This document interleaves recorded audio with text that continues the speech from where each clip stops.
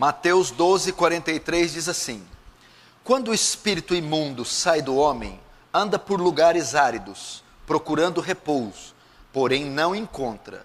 Por isso diz: voltarei para minha casa de onde saí. E tendo voltado, a encontra vazia, varrida e ornamentada. Verso 45: então vai e leva consigo outros 7 espíritos piores do que ele, e entrando habitam ali, e o último estado daquele homem torna-se pior do que o primeiro. Assim também acontecerá a esta geração perversa. Deixa aberto aí, não feche, vamos estudar esse texto. Feche apenas os olhos. Pai Santo, diante do Senhor nos colocamos essa noite, mais uma vez, cônscios da nossa miserabilidade, da nossa pequenez e da nossa dependência da sua graça, da sua misericórdia, cônscios da sua grandeza, majestade, soberania. Ah, Senhor, sê propício a nós essa noite, despeja da sua graça gloriosa e abundante sobre todos nós, Senhor. Traz iluminação ao texto sagrado, para que ele seja vivo, eficaz e mais cortante que espada de 2 fios. Faz teu reino avançar, Senhor. Receba a glória para si e nos conforma à imagem do seu Filho, em nome de Jesus. Amém.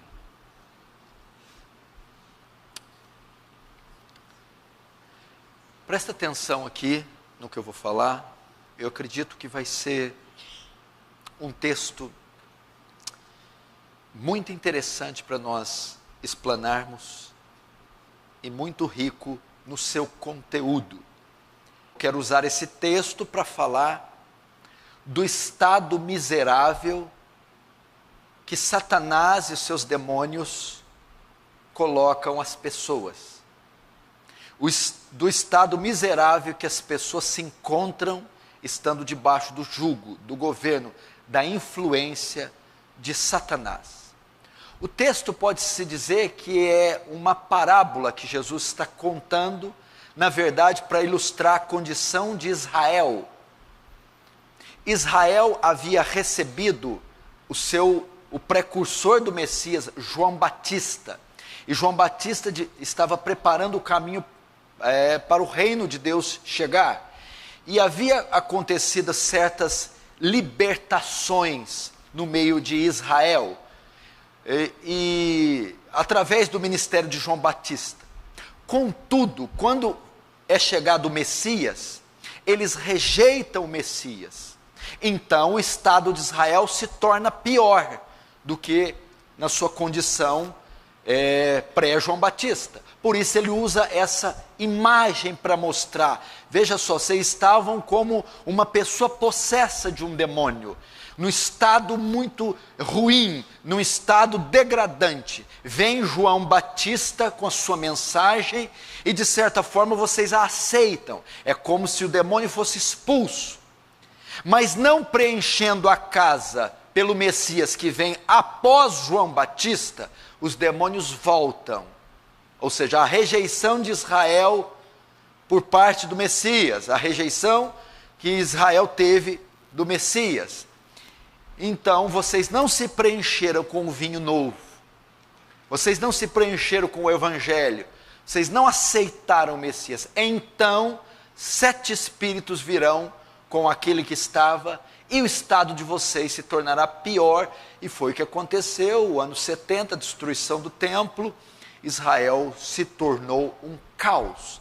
Mas nesta parábola, nessa história, Jesus também conta a condição de um homem possesso por espíritos malignos e a maneira correta de libertar esse homem de espíritos malignos. Então, de certa forma, eu falarei um pouco sobre possessão demoníaca e falarei do estado miserável que as pessoas se encontram por estar debaixo de uma ação maligna, do jugo, do governo e da influência de Satanás e dos seus demônios.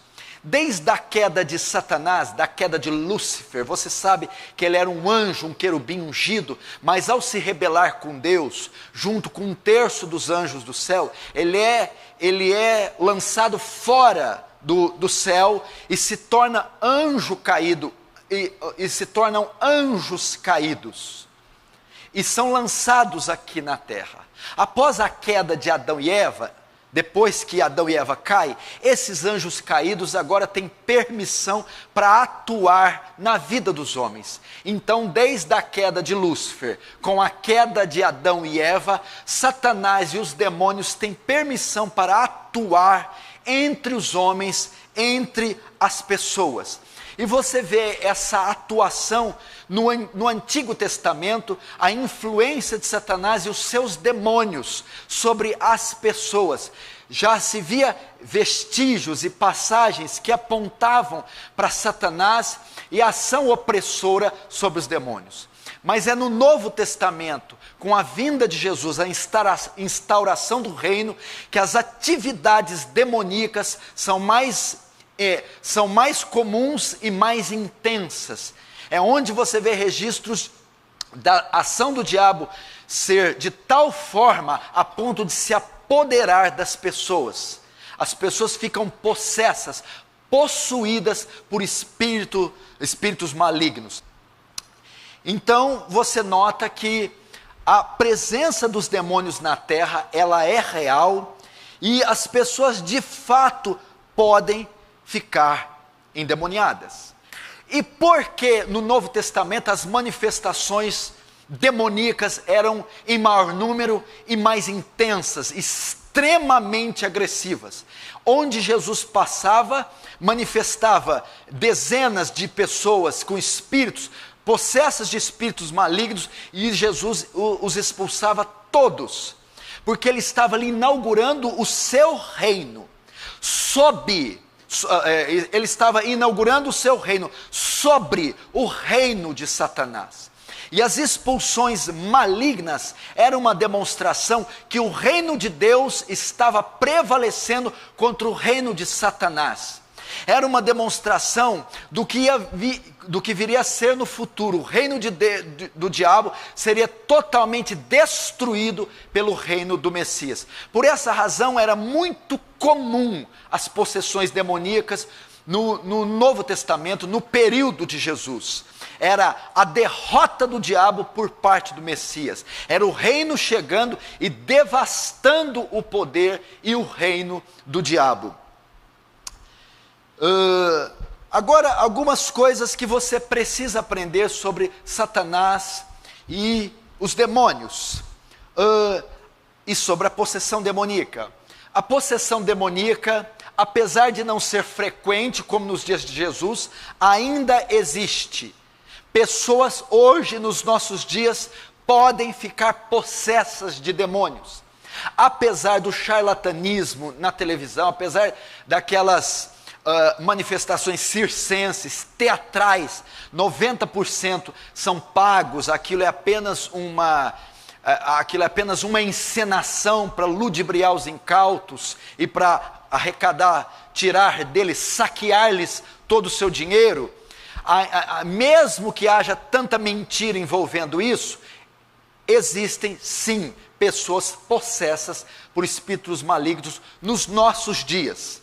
Uma pessoa hoje pode ficar endemoniada, pode ficar sob o domínio e o controle de demônios, sim, ela ainda pode.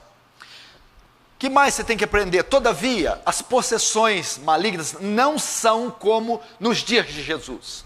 Aquelas possessões, aquela quantidade enorme de possessões registradas nos evangelhos, foram registradas, aconteceram porque o reino estava chegando ali. Era a demonstração do poder de Jesus massacrando o poder do diabo. Então, não é com a mesma frequência e nem com a mesma intensidade que isso ocorre nos dias de hoje. Uma outra coisa que você precisa entender é que crente não fica possesso de demônios. Existe uma corrente no meio evangélico que diz que crente, cristão, salvo, pode ficar endemoniado. Às vezes fica, desfica, um dia está cheio do Espírito Santo, um dia está possesso de demônio, um dia está na igreja louvando, de terno e gravata, um dia está no boteco, está na biqueira, usando droga, aí está endemoniado. Não, isso não é verdade. É impossível que um crente em Jesus fique endemoniado, impossível. Se ele um dia ficou endemoniado é porque ele nunca foi crente, é porque ele não era crente nesse momento. Por quê? Porque uma vez que os pecadores se convertem, se tornam crentes, são habitados pelo Espírito Santo, e nada mais, nenhum outro espírito pode habitar ele, nunca mais. Nós não cremos que a salvação se perde, que alguém pode perder a salvação. Então, uma vez que alguém é salvo, é selado, habitado pelo Espírito Santo, e não pode ser habitado por qualquer outro espírito. Então, um crente verdadeiro jamais, em hipótese alguma, pode ficar endemoniado. Se alguém ficará endemoniado, essa é uma poderosa evidência que ele não é habitado pelo Espírito, não é salvo, não foi, nunca foi. Pode ser salvo, mas não é. Essa é a razão porque fica endemoniado. E a última coisa, a guisa de introdução, que você precisa aprender, é que as pessoas possessas, as pessoas endemoniadas, podem ser libertas dos demônios, podem ser livres da possessão demoníaca. O demônio pode ser retirado, expulso dessas pessoas.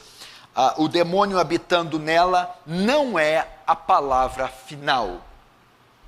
Agora vamos entrar no texto e vamos ver a ação dos demônios na vida das pessoas e vamos aprender com esse texto. Verso de número 43. Quando o espírito imundo sai do homem, até aí, espírito imundo, primeira coisa que temos que aprender, os espíritos imundos são reais. É uma palavra usada para demônios, anjos caídos. Os demônios existem, quer você acredite ou não, quer muitos neguem a existência deles, eles existem.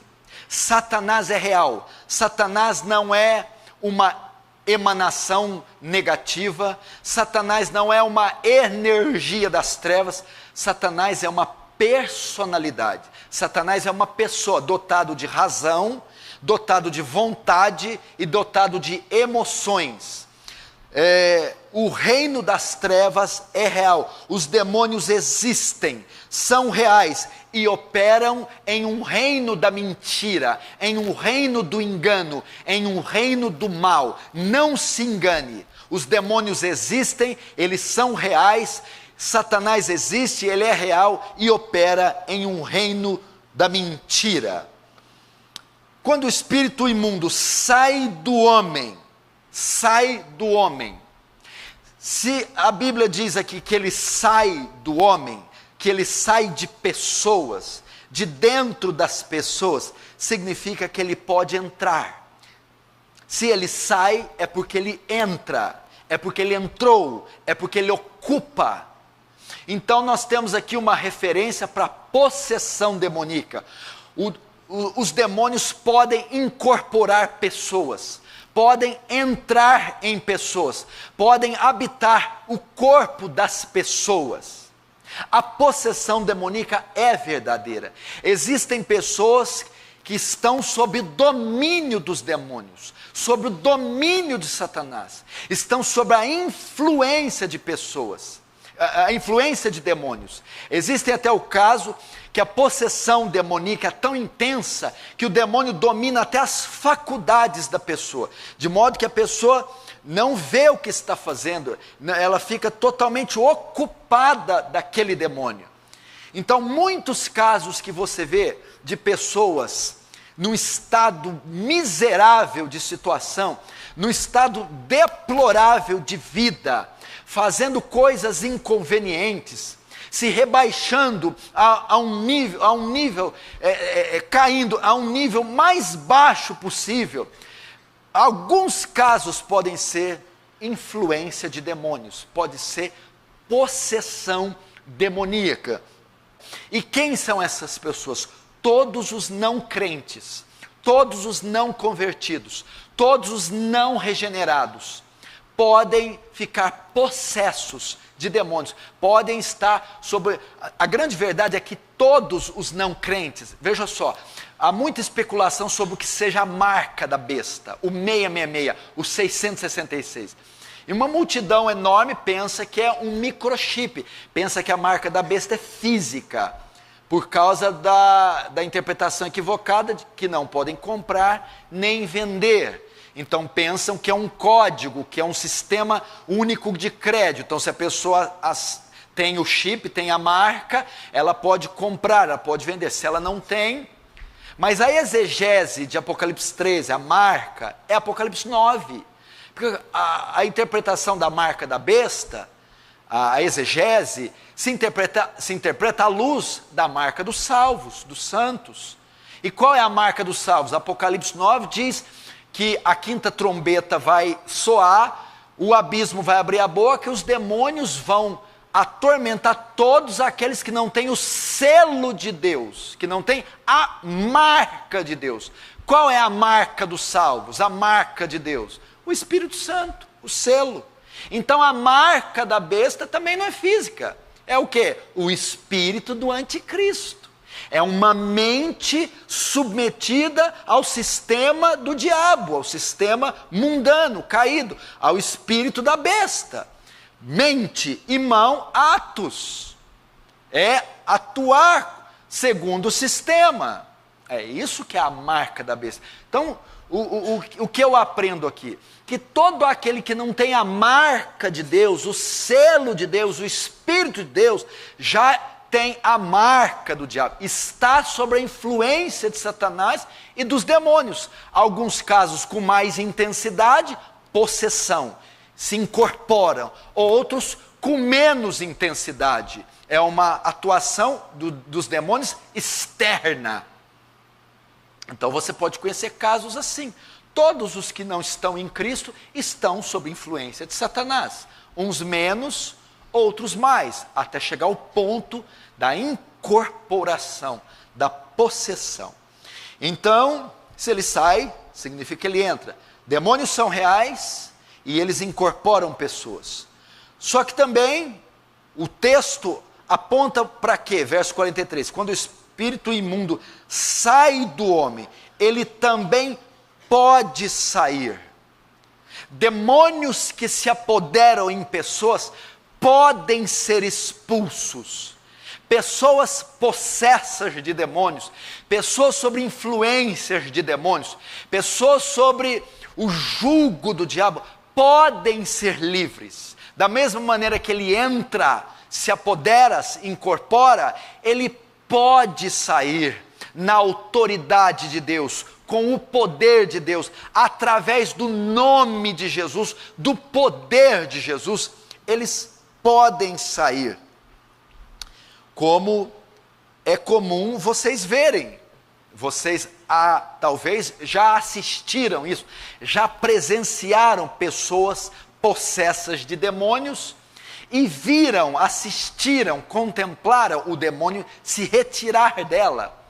Talvez vocês até já protagonizaram isso. Isso é bíblico, isso pode acontecer se você já assistiu e teve traços e evidências bíblicas que era de fato um demônio e uma possessão legítima e você assistiu a pessoa recobrando os sentidos. Provavelmente você viu de fato um demônio ser retirado, expulso dessas pessoas, na autoridade do nome de Jesus, na autoridade e no poder de Deus. E o que acontece quando esse demônio sai? Quando você expulsa esse demônio, o texto vai dizer lá no 43, quando sai do homem, anda por lugares áridos, procurando repouso, porém não encontra. Anda por lugares áridos. A referência aqui é a deserto. Deserto. Quando o demônio, quando os demônios não estão no corpo das pessoas, eles estão em lugares áridos, eles procuram lugares desertos. O que seria a ideia de lugar deserto aqui? Lugares onde reinam o caos e a desordem. Se você notar em Apocalipse 18:2, o anjo grita assim: caiu a grande Babilônia e virou morada de demônios. Por que morada de demônios? A grande Babilônia fala do sistema, fala da iniquidade, da perversidade do homem. E quando ela cai, ela rui e fica tudo nos escombros, ali se torna habitação de demônios. Significa, onde tem o caos, a desordem, é esse tipo de local que os demônios habitam. Essas regiões onde há o caos e a desordem, procurando repouso, porém não encontram. O repouso aqui, veja só, não é cansaço ou descansaço, não é isso. Não encontram habitação. O lugar ideal deles são as pessoas. É isso que está a dizer. Sai para lugares áridos vagando e não encontrando repouso, não encontrando morada, não encontrando onde possam se estabelecer. Qual é a ideia? O lugar ideal, a preferência dos demônios são as pessoas. Para isso eles vieram matar, roubar, destruir, oprimir, seduzir, incorporar, possuir pessoas. Esse é o lugar preferido deles. Entendeu? Não se engane, Satanás é o adversário, diabo, o caluniador, o acusador de Deus e os homens. Esta é a missão dele. Assassino por excelência, príncipe do mal, odeia tudo que é de Deus e que se chama Deus. Então o objetivo dele é oprimir pessoas, deixá-las no estado miserável, matar pessoas. Então indo, não encontrando repouso, o que ele diz? O que ele pensa? Verso 45. Por isso diz: voltarei para minha casa da onde saí. A ideia aqui, a figura aqui é casa, não é isso? Imagina um poceiro, alguém que entrou num imóvel, numa herdade, e entrou nela à força, sem pedir permissão. Não tinha o direito de estar ali, não era dele, mas ele entrou naquela casa, numa casa que não era dele, e ficou ali, se apossou dela. Vem o dono e expulsa ele, usa da força, arranca ele de lá, dá um jeito, chama a polícia, chama a segurança e arranca ele. O que ele vai fazer? Vai para lugares áridos, né? Essa figura de um sem terra, de um mendigo, vai morar nos lixões, debaixo das pontes, fica lá. Mas todo mundo que é expulso, depois de passar um tempo de desconforto debaixo da ponte, ele sempre dá uma olhadinha na casa. Me mandaram embora faz 2 meses, mas será que já alugaram? Ele vai espiar para saber se tem gente lá. Não é isso? E se esse favelado, esse poceiro, que está debaixo da ponte agora, vê que não tem ninguém, o que ele vai fazer? Vai entrar lá de novo, porque ele já morou, ele está acostumado, ele sabe os trâmites. O demônio faz a mesma coisa. Depois de ser expulso, depois dele ser retirado do corpo de uma pessoa, ele vai para lugares desérticos, mas depois volta para saber se aquele homem, se aquela mulher, se aquele jovem, como está o estado dele. Ele vai ver como é que está a casa onde ele morava. Ele vai ver como é que está o drogado, o bêbado, o adúltero, o fornicário que ele seduzia, que ele oprimia, que ele habitava. Ele vai ver a condição daquele homem. Eu já morei lá, eu já incorporei aquela pessoa, eu já escravizei, eu já fiz com que aquela pessoa tivesse uma vida miserável. Mas eles me tiraram. Foi em uma igreja, chamou um pastor, fizeram uma oração e conseguiram me expelir. Passado um tempo ele volta para olhar, assim como o poceiro dá uma olhada na casa. Aí o que ele encontra? Varrida, adornada e vazia. Não alugaram para ninguém ainda, está vazia. Está vazio. O que ele faz? Verso 45. Então vai e leva consigo outros 7 espíritos piores do que ele. Agora o que aquele poceiro faz? Bom, eles me expulsaram com certa medida de força. Agora a casa está vazia. Eu vou voltar, mas não posso voltar sozinho. Eu vou voltar com reforços. Veja só, ele vai buscar reforços. Então imagina o andarilho, o andrajoso. Está morando ali, debaixo da ponte. Mas ele já foi retirado à força. Se ele quiser habitar lá e se estabelecer novamente, ele vai agora buscar reforços. E vai pegar mais 7 andarilhos com ele. E volta para casa. E agora reforçado, habita ali. Agora não é mais um demônio. Não é mais um andarilho. São 8. Não é mais um morador. São 8. 8. Por quê? Porque uma vez expulso, ele busca reforços. Para que a resistência dele, ao ser tirado novamente, seja maior. Porque ele pensa, quem sabe o dono vai querer me retirar de novo. Agora nós estamos em 8. Vai ter mais dificuldade. A mesma coisa acontece com a pessoa que não é preenchida. Esse demônio vai ver que ela não foi preenchida e chama com ele 7 demônios piores que ele. 7 andrajosos superiores a eles. Ou seja, são 7 demônios superiores àquele demônio que ali habitava. Quantos estão entendendo? Diz amém. Verso 45.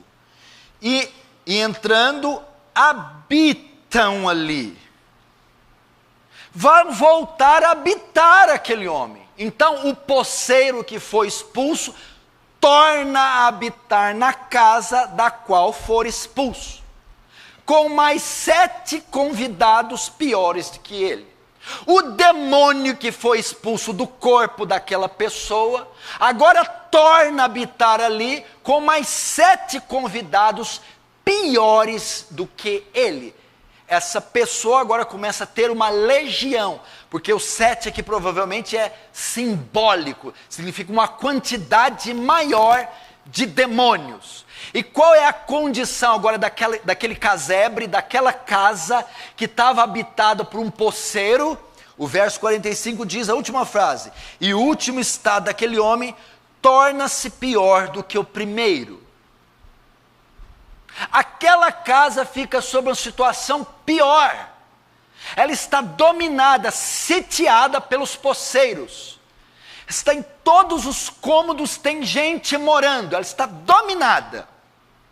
Aquele homem agora está dominado pelos espíritos malignos. A vida dele está mais miserável do que era. A força que o oprime, que o escraviza, que o seduz, que o amarra, é mais poderosa agora do que antes. O que significa? O estado dessa pessoa vai ser mais miserável. Mais sofrimento.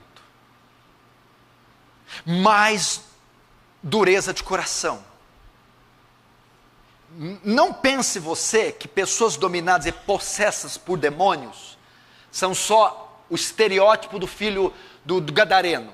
Aquilo é uma maneira de manifestação física de um homem possesso. Se corta com telhas. Então você pensa, eu não estou morando em cemitério nem babando, eu não estou endemoniado. Aquilo é uma maneira miserável de ser. Aquele homem tinha uma legião de demônios. Então o estado dele era miserável. Mas existem pessoas que o diabo se apodera e não se manifestam fisicamente. Por exemplo, a Bíblia diz que o diabo entrou em um dos apóstolos. Qual? Judas ficou babando, morou em cemitério. Estava possesso. Então pode ocorrer de pessoas possessas, cheias de influência, com 7 espíritos piores, mas que não há manifestação física. Pessoas que vivem vida de sofrimento, tormento, agonia. Pessoas que vivem uma tortura, um pesadelo infernal.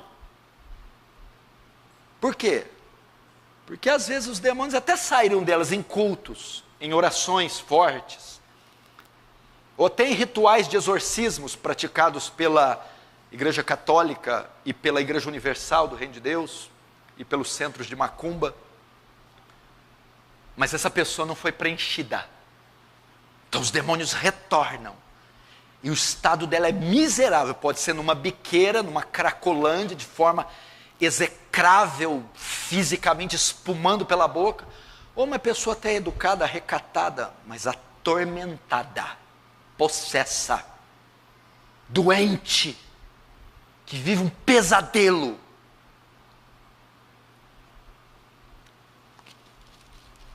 Ela pode estar possessa. Porque se ela não é salva, ela pode estar sob influência de demônio tranquilamente, facilmente, até dentro da igreja, participando de qualquer atividade. Se você está aqui, e você que me ouve, e você não é salvo, regenerado, não foi selado com o Espírito Santo, não tem a marca, o selo de Deus, há uma grande probabilidade de você ter o selo da besta, a marca da besta, e a influência direta ou indireta de Satanás, dos seus demônios. Agora, qual é a lição principal que eu quero mostrar aqui? Que é o grande erro e o grande equívoco das pessoas de hoje. O verso 43 diz: quando o espírito imundo sai do homem, as pessoas podem ser libertas. Pode acontecer expulsão demoníaca. Elas podem ter alívio, como o rei Saul tinha alívio quando Davi tangia a harpa. Elas podem, em alguns desses centros evangélicos, irem possessas e saírem de lá sem o demônio. Isto é o mal da igreja contemporânea, porque ela fez rituais de exorcismo, batalha espiritual, quebras de maldição, e proporcionou até certo alívio imediato e momentâneo aos cristãos. Então pode acontecer. Só que a Bíblia diz assim, que o espírito maligno sai, porque alguém o expulsou, ordenou sua saída. Mas o que acontece? Ele volta da onde saiu e vê que a casa está vazia, desocupada. Não foi preenchida. Então ele retorna. Primeiro eu aprendo 2 coisas aqui. Muitas pessoas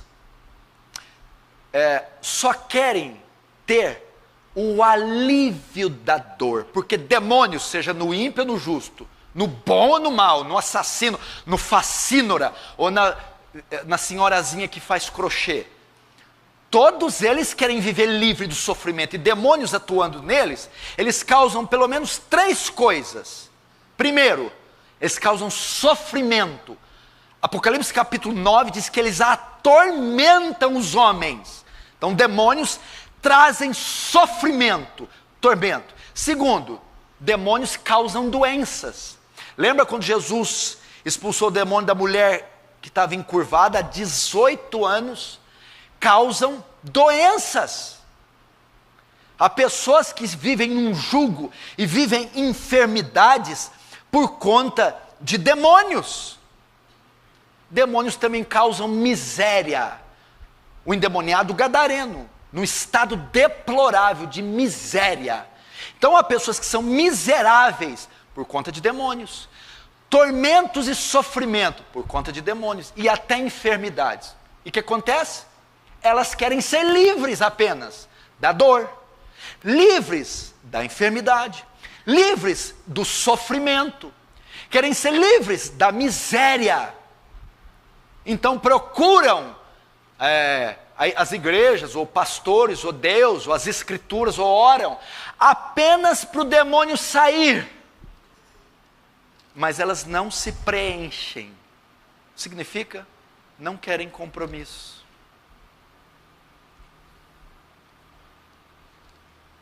Não querem se converter. Não querem se preencher de Cristo. Não querem nascer de novo. Não querem. Então o que acontece? Elas tornarão para um estado 7 vezes pior do que está. É o caso de muitas pessoas. Elas vêm num culto, sente alívio. Uma oração forte, sente alívio. Até há uma possessão, eles são tirados. E ela passa por um alívio. Mas não preenche a casa. Não preenche da palavra. Não preenche do Espírito Santo. Não preenche da verdade que liberta. Não preenche de Cristo. O que acontece? Está vazia. O demônio retorna. Essa é a primeira corrente. A segunda: as pessoas estão no estado de miséria, porque os líderes, equivocados ou não, outros ignorantes e limitados, e outros falsos e tendenciosos, não ensinam a elas qual é a medida bíblica para a libertação completa. Não conduzem a elas a um recurso eficaz para aquele problema. Apresentam formas simplistas, místicas, transcendentes delas serem libertas. E elas não são. Por essa razão elas ficam nesse estado miserável, porque elas estão possessas. Para elas, a libertação está apenas no ato do ritual de exorcismo, da expulsão. Então ela pensa, vem num culto de libertação, que é só expulsar o demônio e está tudo certo com você. Eles apresentam essa maneira. Outras, você precisa de fazer uma cura interior, um processo de regressão, um processo psicoterapêutico, envolvendo psicologia e fé, para você ser liberto. É preciso fazer uma batalha espiritual a favor da sua alma ser liberta, envolvendo atos proféticos. É mais ou menos isso que eles fazem. E eu não podia deixar de falar, a principal, a quebra de maldição. Você está assim quando seu tataravô. Então apresentam essas formas. Atos proféticos, cura interior, batalha espiritual, quebra de maldição, rituais de exorcismo, para tentar livrar essa alma. Maneiras místicas simplistas. E o que acontece? Elas continuam em um estado miserável, dependendo desses falsos profetas, à mercê das suas garras, das suas mentiras, ou de homens que infelizmente foram formados em uma teologia mística. Não consegue a libertação. Então a primeira categoria só quer viver livre do sofrimento. Então o demônio sai, mas não se preenche com a verdade. A segunda categoria quer ser livre de verdade, mas não tem acesso à verdade, por ignorância e por engano dos falsos líderes. Agora, qual é a maneira bíblica de se libertar uma pessoa da possessão demoníaca? Qual é a maneira bíblica de libertar essas almas miseráveis das garras de Satanás? Qual é a maneira? Vamos ver Mateus 12, verso 28.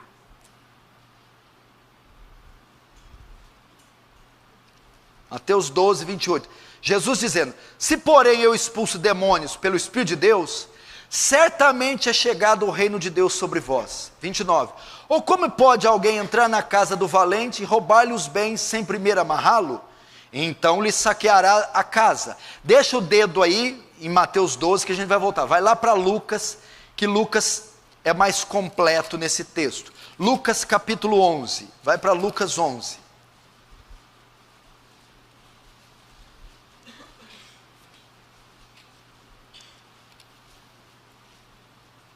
Lucas 11, verso 21. Quando o valente bem armado guarda a sua própria casa, presta atenção na palavra valente e casa, ficam em segurança todos os seus bens. Sobrevindo, porém, um valente, um mais valente que ele, vence-o e tira-lhe a armadura em que confiava e lhes divide os despojos. Até aí, agora volta para Lucas, Mateus 11. Volta para Mateus 11, 43. O que Jesus está dizendo aqui? Presta atenção. Qual a maneira, Lucas, de libertar aquela pessoa? Ele se apoderou da casa, o poceiro. Ele é forte, ele domina. Tem que mandar um mais valente que ele. Você tem que fazer o quê? Não é contratar só a segurança para tirar a pessoa. Você tem que vender a casa. E o proprietário compra, agora a casa é dele por direito. E por ele ter a casa ser dele, ele é mais valente do que quem está lá. Quem está lá não tem direito legal. Não tem como usar as autoridades. Quem é dono da casa tem direito legal e pode acionar as autoridades. É mais valente. Então ele entra e expulsa o valente. Não para deixar lá vazia, agora é dele, ele vai habitar lá. Na cruz do Calvário, Deus nos comprou por bom sangue, por bom preço, o seu sangue. Os pecadores são de direito dele. Então ele é o mais valente que entra dentro de Satanás. Go, get out, sai fora. Agora isso aqui é propriedade minha. E eu não só vou tirar você e deixar você vazio. Eu vou habitar aí dentro. Essa é a ideia. Como que você liberta uma pessoa possessa? Com Cristo. Como que você liberta uma pessoa possessa? Com o Evangelho. Como que você liberta uma pessoa possessa? A conversão. Não é quebra de maldição, não é batalha espiritual, não é cura interior, não é exorcismo, é a pregação do Evangelho, convertendo uma pessoa, e após ser convertida, ela é comprada pelo sangue de Jesus, e vai ser habitada por um valente, mais valente que Satanás, o Senhor Jesus Cristo, pelo Espírito Santo. Amém? Amém. Ou seja, o que você aprende com isso? Quantas pessoas no estado de miséria, meu irmão? Quantas pessoas sob o jugo do diabo? Quantas pessoas padecendo situações precárias? Vivendo no submundo das drogas? Vivendo como gadarenos, pessoas possessas, doentes, perturbadas, pessoas cheias de traumas, pessoas cheias de laços e maldições dos diabos. Você conhece, talvez está aqui dentro.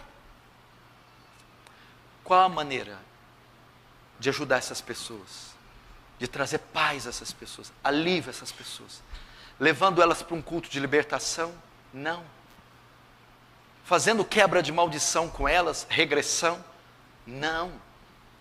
Fazendo atos proféticos como sais, velas, rosas. Não.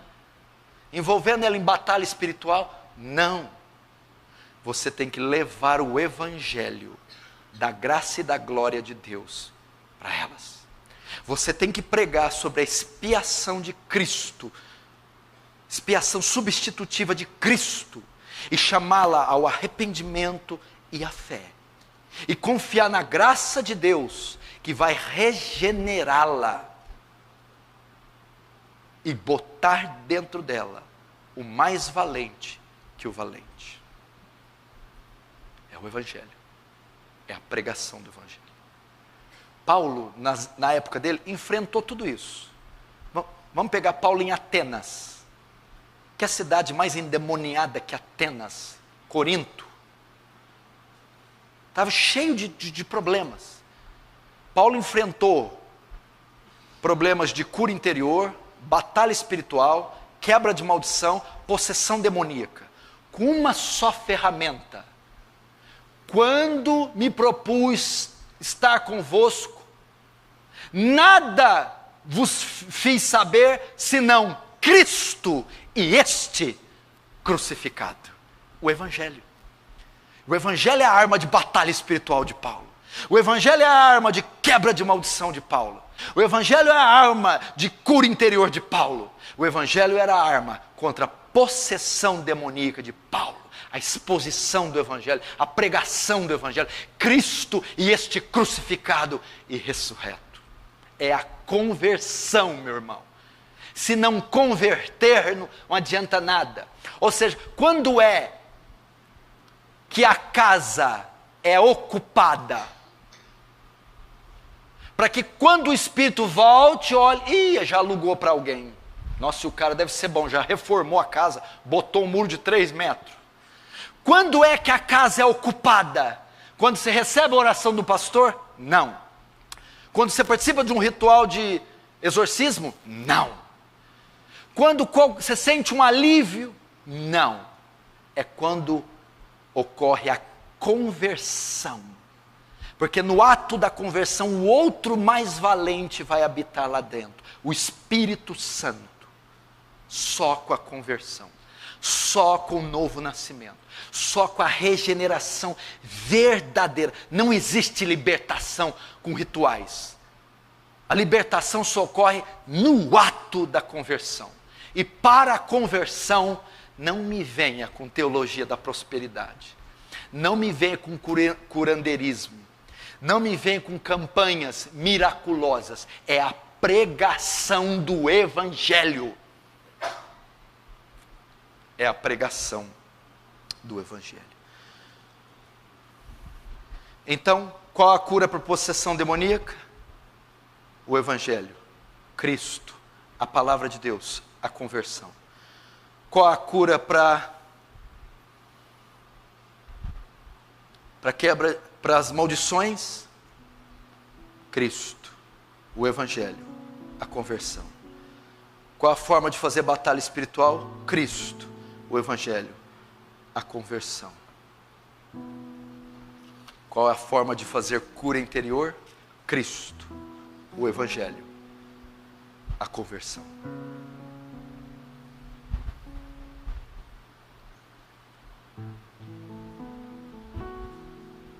Quer examinar a sua vida hoje?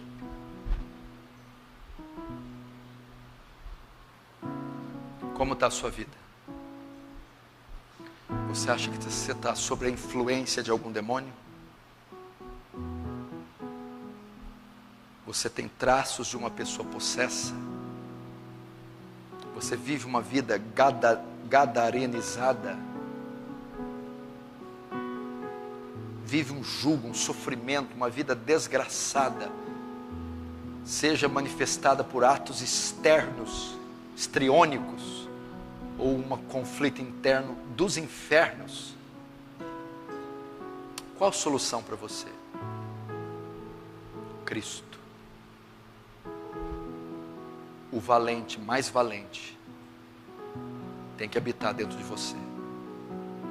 Tem que entrar aí. e amarrar o valente, o demônio, e despojá-lo, expulsá-lo daí, e então habitar aí. Você não tem certeza da sua salvação? Da sua regeneração? Eu não estou perguntando a certeza do batismo, de ter dons, de ter cargo, de estar 58 anos na igreja. Não, a certeza que você passou da morte para a vida, é regenerado, nasceu de novo, que o Espírito de Deus habita em você. Pastor, eu não tenho certeza. Como eu faço para esse mais valente entrar na minha casa, no meu ser, meu coração, meu corpo, e expulsar o outro valente? O Evangelho é você depositar os seus pecados na cruz,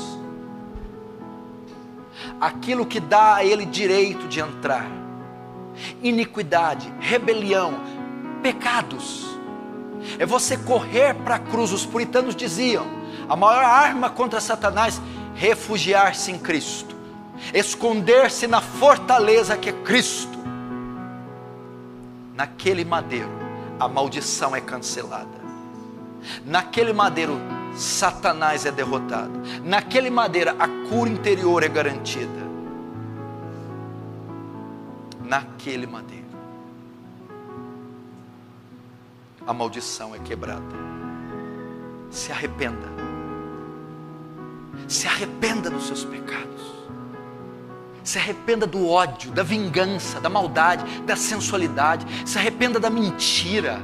Se arrependa da sensualidade. Se arrependa. Se arrependa, se arrependa, se arrependa.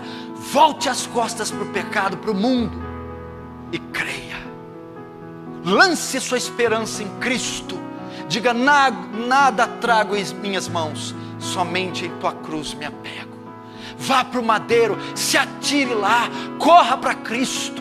Vá até Cristo e diz, perdoa-me, recebe-me como uma filha, livra-me da maldição, enche o meu ser de ti. Deposite toda a sua esperança, não nas obras da justiça, mas nos méritos de Cristo. Então, o valente é retirado, e o mais valente vai habitar.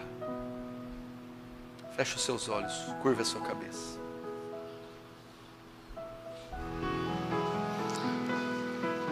Se você se sente nesse caso, você vai orar dizendo, Senhor, eu me identifiquei com isso. Eu tenho esses sintomas, mas eu quero pedir para o Senhor habitar em mim. Eu não quero só viver livre do sofrimento, da dor. Eu quero preencher a minha casa.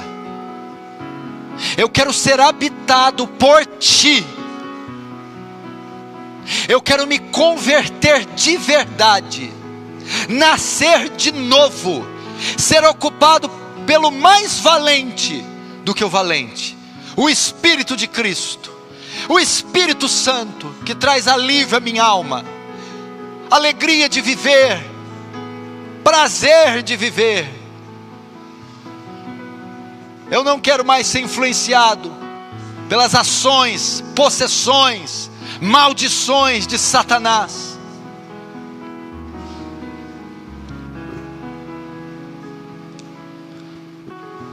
Alivia, meu Deus.